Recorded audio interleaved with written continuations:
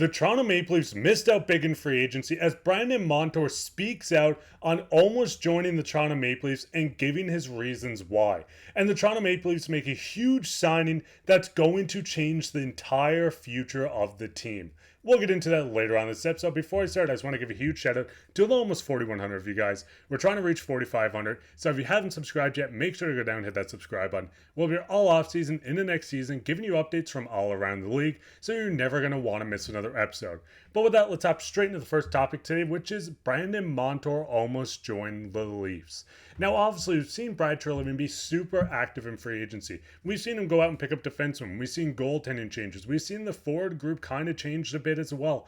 But we did miss out on a guy like Brandon Montour, and he spoke out on this. There were conversations. I mean, you look at their roster, you look at yourself, and for me, I looked at myself and saw the players definitely could have helped and was intriguing in that week. There were talks, but again, there was a lot goes into with family and what they need and what I need and business decisions and such.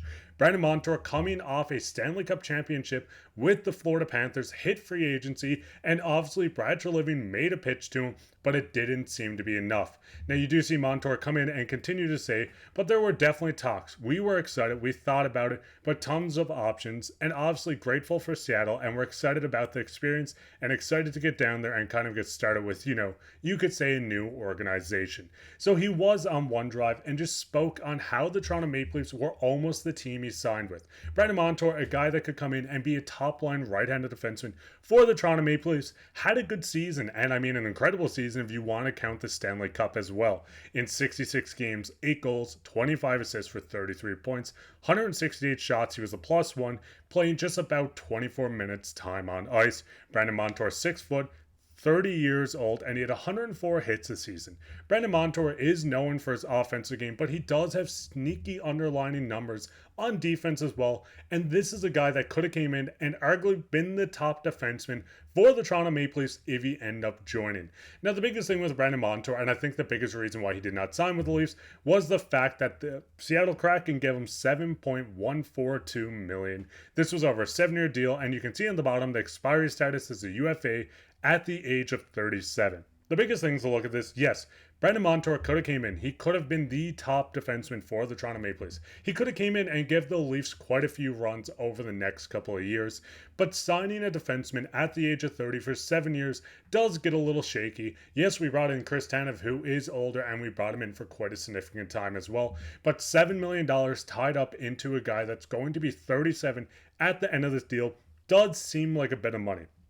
Yes, Brad Treliving reached out. Yes, Montour thought about it. But just looking at this contract, really looking into what the Leafs could afford and what they couldn't afford, it seemed like if this deal was made, there would have been another move, or we wouldn't have got as many defensemen. I mean, when you do look at the defensive pairings right now, Morgan Rielly, newly acquired Chris Tanev, newly acquired OEL and teammate or former teammate of Brandon Montour, Timothy Liljegren, Benoit, Jake McCabe, Hakanpää, who has not officially signed his contract yet, but Brad Treliving brought in 3 extra defensemen for what it seems like the price of what Brandon Montour would have been. Yes, he could have traded a guy like Timothy Liljegren. Yes, he could have moved on from someone else to bring in a guy like Montour. There is a realm and a world where the Toronto Maple Leafs ran Morgan Rielly, Montour, OEL, Chris Tanev, Benoit, and McCabe, which would have been outstanding. But Brad Treliving really did make the best he could. Yes, Chris Tanev got paid a boatload going to Seattle. Seattle got a hell of a player, if you want to look at it that way, coming in and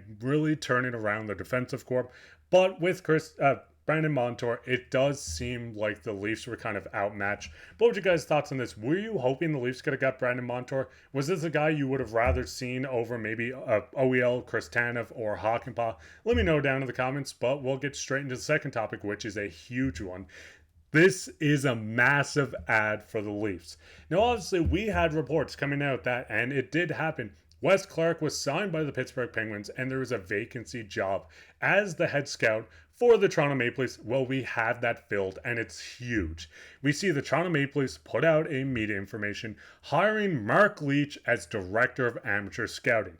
Now, before I go into this, a lot of people might say, hey, who's Mark Leach? Why is this big? And I'm going to get into that right now. Mark Leach, who spent a lot of time, and that by a lot, I mean 11 seasons with the Dallas Stars amateur scouting staff. Leach worked directly with the Stars Director of Amateur Scouting to oversee the club's success during efforts. Leach began his career as an NHL scout with the Detroit Red Wings, which he spent 20 seasons with. We've seen him move on to obviously the Dallas Stars, and a guy like Mark Leach is going to be massive. Yes, we've seen Wes Clark get Easton Cowan in the late first round last season, but we look at some of the signings that Mark Leach was a part of while he was with the Dallas Stars, and you're not going to miss Wes Clark. The first list, and you can look at the 2021 draft, was Wyatt Johnson at pick number 23. Wyatt Johnson in 164 games has 56 goals, 50 assists, 106 points. This guy has been an absolute stud, and I mean stud, for the Dallas Stars, coming in and being a top 6 forward, top 6 center already, and he was only drafted 3 seasons ago. The list doesn't end there, and it gets a lot better. We've seen him go out and get a guy like Thomas Hurley in the 18th pick in the 2019 draft. We've seen him get Stankoven, a guy that's having an incredible season, or was having an incredible season, with the Dallas Stars, and you move on to the infamous draft class by the Dallas Stars, and that being pick number 3, Heiskanen, pick number 26, Jake Ottinger, and pick number 39, Jason Robertson. This draft class is the whole reason the Dallas Stars are irrelevant. This is their draft class of their top defenseman, their top goal scorer, and one of the best goalies in the league. This is where Mark Leach has his specialties. Am I saying he went out and said, hey, I want this guy drafted, I want this guy drafted, and I want this other guy drafted? No, I'm not saying he was the one that went out and made every decision.